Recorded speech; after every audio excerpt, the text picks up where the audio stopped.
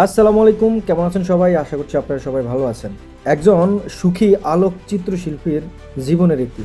হ্যাঁ দর্শক, আপনারা ইতিমধ্যে দেখেছেন যে কুড়িল বিশ্ব রোডে যখন দুটি ট্রেন, তো ভাইটি আসলে বুঝতে পারেনি যে আসলে তার জীবনটা এখানেই শেষ হয়ে যাবে। অপরপক্ষে একটি ট্রেন চলন্ত অবস্থায় আসতে যাচ্ছিল, তিনি সেটা খেয়াল করেনি। আরেকটি ট্রেনের তিনি ছবি যখন তুলতেছিলেন, ছবিতে মগ্ন ছিলেন, খেয়ালই করেননি তিনি। আর এই খেয়াল না করার কারণেই আজকে তার জীবনের ইতি এখানেই শেষ হলো। দর্শক, আমরা অনেকেই আছি যে কোনো কাজ করতে গেলে আমরা সতর্কভাবে করতে চাই না, বা ওই কাজে সতর্ক আমরা হই না।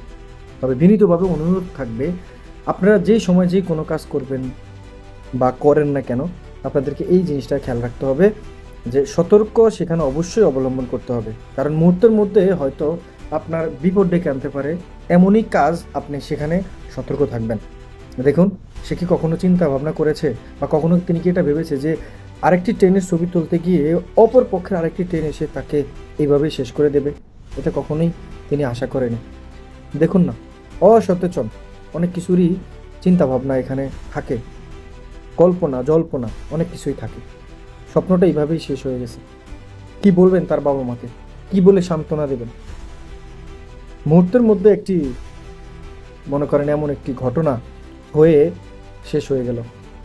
ইতি টানলেন সেই ভাইটি। খুব ভালো ছিলেন এবং তার সুখী জীবন ছিলেন। শুরুতেই আপনারা তার তার ব্যাপারে যে কথাটা আপনাদের মাঝে শেয়ার করেছিলাম, যে সুখী একজন আলোক শিল্পী, মানে তিনি ভালো ছিলেন। এবং তার বিষয়ে এখন সোশ্যাল মিডিয়াতে কিন্তু আপনার ব্যাপকভাবে কথাবার্তা চলতেছে। আসলে মানুষ হিসেবে তিনি অত্যন্ত ভালো মানুষ ছিল।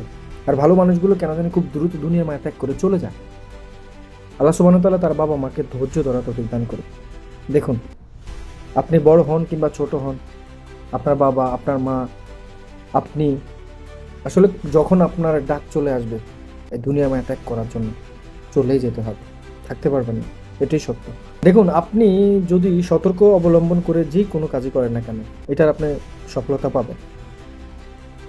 আমরা দেখেছি বিগত সময়ে এই যে আপনার বিভিন্ন ভিডিও ফুটেজ তৈরি করার জন্য, বিভিন্ন ভিডিওর মানে থাকে না, কত রকমভাবে তারা মনে করেন আপনার মুহূর্তের মধ্যে মর্মান্তিক ঘটনাটি ঘটে। আপনি হয়তো ভয়াবহ যে দুর্ঘটনাগুলো, সেখান থেকে হয়তো আপনি মুক্তি পেতে পারেন যদি আপনি একটু সতর্ক থাকেন। আপনার এই অসচেতনের কারণে আপনার নিজের ক্ষতি হবে এবং পাশে যারা থাকবে তাদেরও ক্ষতি হবে। ভাগ্যক্রমে তার পাশে কেউই ছিল না, শুধু তিনি একাই ছিলেন, মগ্ন ছিলেন ছবি তোলার জন্য ট্রেনটা কীভাবে যাচ্ছে।